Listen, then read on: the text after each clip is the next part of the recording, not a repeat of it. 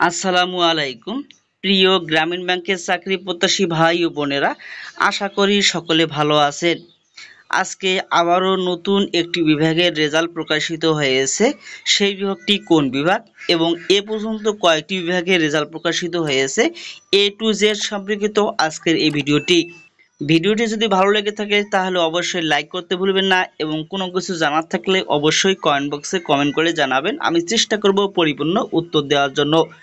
এছাড়াও আপনি যদি আমার চ্যানেলে নতুন হয়ে থাকেন তাহলে অবশ্যই চ্যানেলটি সাবস্ক্রাইব করে বেল বাটনটি বাজিয়ে রাখবেন, যাতে পরবর্তী নোটিফিকেশন সবার আগে আপনি পেয়ে যান।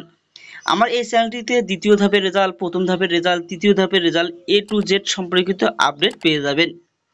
তাহলে চলুন দেখে আসা যাক সেই মেসেজটিতে কি কি উল্লেখ রয়েছে। এই মেসেজটি অবশ্যই জিবি এডমিন থেকে দেওয়া হবে।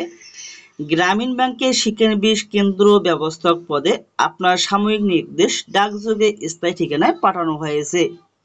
আগামী 20/5/2025 তারিখ সকাল 9টায় সকল শিক্ষাগত যোগ্যতার সনদপত্র, জাতীয় পরিচয়পত্র, মূল কপি ও 2 সেট সত্যায়িত কপি এবং 4 কপি সত্যায়িত রঙিন ছবি সহ গ্রামীণ ব্যাংক প্রশিক্ষণ কেন্দ্র, প্রধান কার্যালয়, মিরপুর 2, ঢাকা 1216 এ যোগদানের জন্য বলা হয়েছে। GB admin.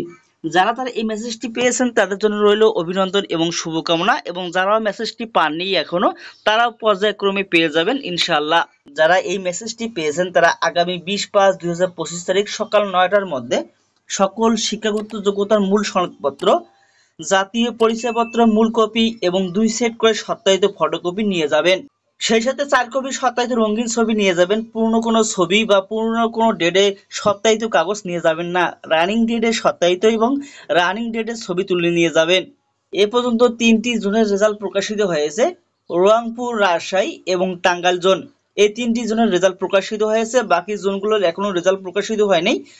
বাকি জোনগুলোর রেজাল্ট প্রকাশিত হওয়ার সাথে সাথে আমি আমার চ্যানেলে আপডেট দিয়ে দেব। শেষ পর্যন্ত সকলে ভালো থাকুন, সুস্থ থাকুন। আল্লাহ হাফেজ।